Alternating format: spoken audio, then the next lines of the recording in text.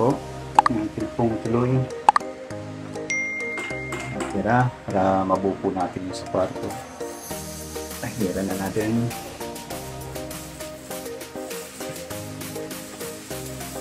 So, mahirap po. Wala po tayo ngayon kasama. Wala po rito si Pastor Basek. Siya po ang isa na bibigyan po sa atin. Solo po natin ngayon itong pintura ngayon dito.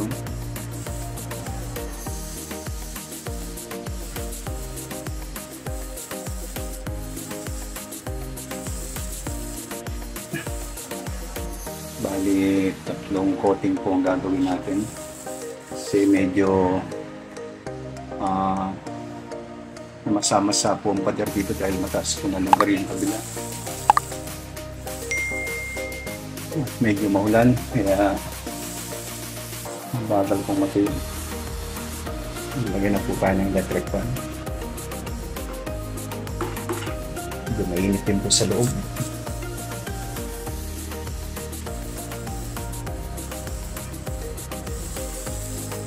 Tapos nito, akit po tayo sa taas para tuloy po natin yung kornisa na painting lang. Isa magkabit pa ng kahoy, pinipainting na lang po natin yung kornisa.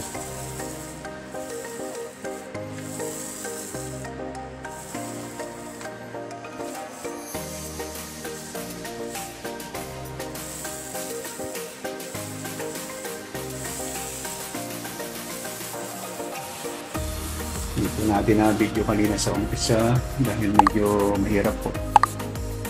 Itong pinakahuli sa likod ng kama, tira na lang po yung pinukaan natin para makita niyo po natin ginagawa rito sa kwarto.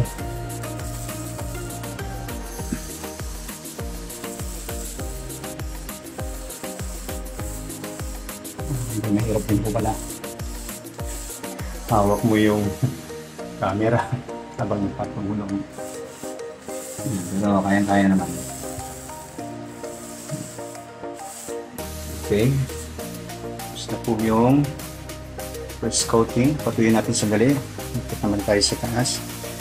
Maglagay po tayo ng kornisa na painting lang. Po. At akit po muna tayo sa taas para may tuloy.